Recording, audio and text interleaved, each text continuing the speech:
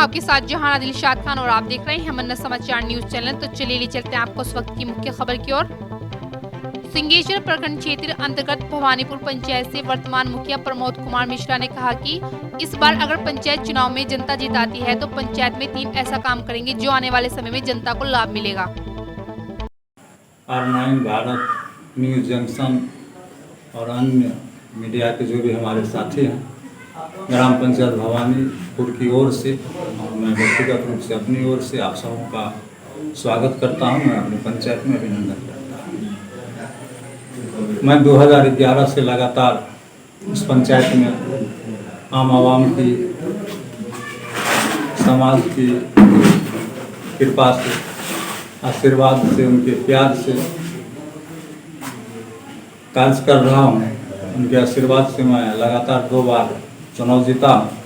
पुनः मैं 2021 में चुनाव में जा रहा हूँ। इस 10 साल के दरमियान संपूर्ण पंचायत में सभी वर्गों के बीच मैंने समतामूलक समाज का निर्माण करने का काम किया है। हर एक के बीच सौहार्दपूर्ण वातावरण लाने का काम किया है। रही विकास की बात, तो आप हर क्षेत्र में, हर बिंदु पर मेरे पंचायत में सभी मीडिया के साथी घूमकर विकास को देख भी सकते हैं और देख भी रहे हैं। सरकार की बहुत ही महत्वपूर्ण योजना गली नली 7 निश्चय योजना के अंतर्गत आई। मैंने उससे पूर्व भी काम किया। गांव में बहुत बड़ी समस्या थी कम्युनिकेशन की, रास्ता की। उस रास्ता को अथक प्रयास से पंचायत की फंड से भी और जिला से भी मैंने प्रयास किया, MLA MP से भी मैंने प्रयास किया और 95% तक मैं सफलीभूत हुआ हूँ। और गांव का लगभग सभी रोड का मैंने पक्कीकरण कर दिया। बरसात के मौसम में भी आप हवाई चप्पल पहन के, बरसात अगर होते रहे तो आप गांव घूमेंगे तो कीचड़ आपको नहीं पड़ेगा। 10 साल सर आप क्षेत्र के लिए मतलब मुखिया के पद पे सर काबिज रहे, कई काम को अंजाम दिए। क्या लगता है कुछ काम और बाकी रह गया है जो आप पूरा नहीं कर पाए? कुछ काम बाकी रहा है। जैसे रोड होने के बाद यह मेरा पहली प्राथमिकता था।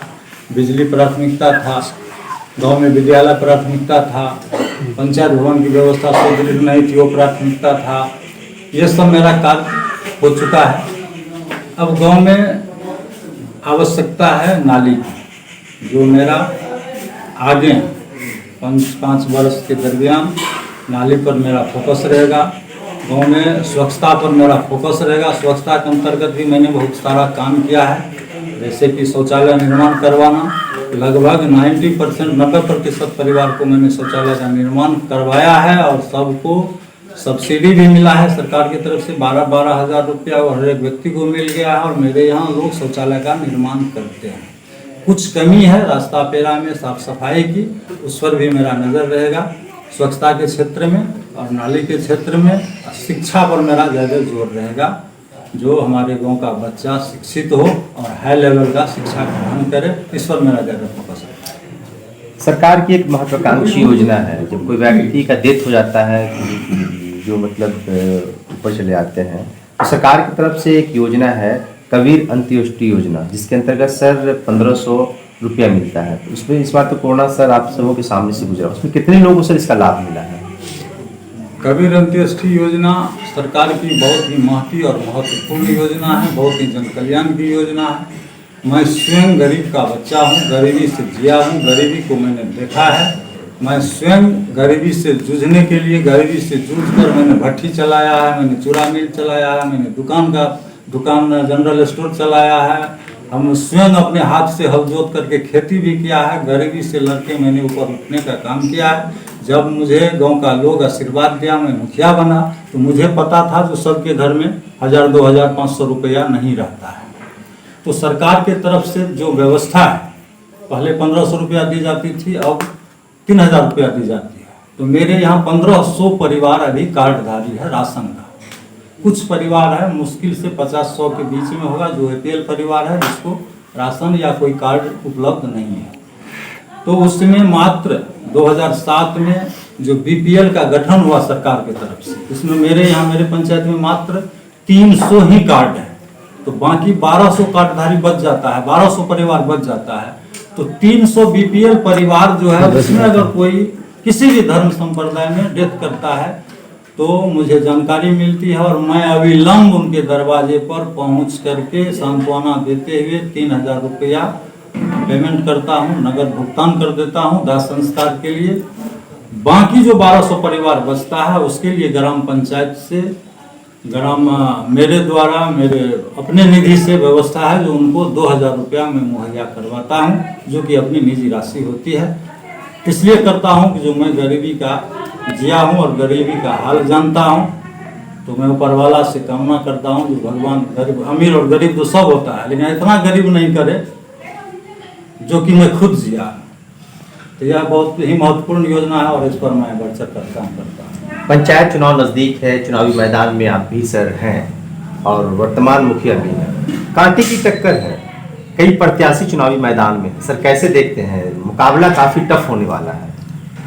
मुझे कहीं कोई कांटे की टक्कर दिखाई नहीं देता है। इसलिए नहीं दिखाई देता है कि जो मैं निरंतर सेवा करते आया हूँ 30 वर्ष से, और जो सेवा करेगा वही कांटे की टक्कर दे सकता है। कोई सेवा करने वाला इस गांव में नहीं है। मुझे कोई कांटे की टक्कर नजर नहीं आता है। मैं हर क्षेत्र में, हर बिंदु पर गांव के हर शोषित, पीड़ित, दलित, अति पिछड़ी सामान्य जाति लोगों के बीच एक सामंजस्य स्थापित करके, एक दूसरे से मित्रवत व्यवहार करके सबके परिवार के बीच में जिया हूँ, सबके सुख दुख में साथ रहा हूँ। और हर हमेशा 12 बजे रात को भी मुझे कोई खोजता है तो मैं वहाँ हाजिर रहता हूँ। उसे पता है कहीं कोई टक्कर नहीं है। मैं भारी अपार बहुमत से पंचायत की आम जनता, महान जनता, देवता जनता की लोगों के आशीर्वाद से मैं 22 अक्टूबर को चुनाव जीत करके इस गांव में पूरा जनता के बीच जाकर के पैर छू के प्रणाम करूंगा और आशीर्वाद करूंगा। इस बार अगर आपकी जनता का आशीर्वाद रहता है, आपकी जीत तय हो जाती है, तो क्या विकास करेंगे, विकास के मायने बदलेंगे, कुछ बेहतर करेंगे इस बार आप? मैंने आपको पहले बोल चुका हूं, जो मेरा फोकस इस बार स्वच्छता पर रहेगा, नाली पर रहेगा और शिक्षा पर रहेगा। शिक्षा बहुत ही जरूरी है और मैं शिक्षा के क्षेत्र में कुछ अलग करने का प्रयास करूंगा। मैं अपने पंचायत वासियों को संदेश दूंगा, जो आपके साथ हर हमेशा रहता है आप उसके साथ रहें, किसी गलत व्यक्ति को नहीं चुने। जो व्यक्ति अच्छा है, जो व्यक्ति आपके साथ रहता है, जो आपका काम करता है, जो आपके दुख सुख में रहता है, आप उसके साथ रहें, किसी के गलत बहकावे में नहीं आए। अगर मैं गलत हूं तो आप मुझे भी ना काटें। ये मुखिया जी का कहना है, ये मेरा कहना।